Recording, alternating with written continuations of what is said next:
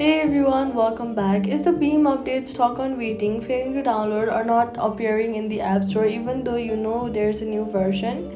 Here's how to force it through. Open the App Store and then tap on your profile picture icon at the top right corner.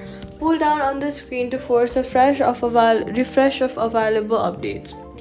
Then look for Beam in the list and tap update if it appears. If the update is stuck on waiting or the progress circle is frozen, go to your home screen, tap and hold the Beam app icon, tap pause download and then tap it again to tap resume download to restart it. If it keeps failing, go to your settings, then go to general iPhone storage and make sure you have at least 1 gigabyte of free space, since updates fail silently when your storage is too low.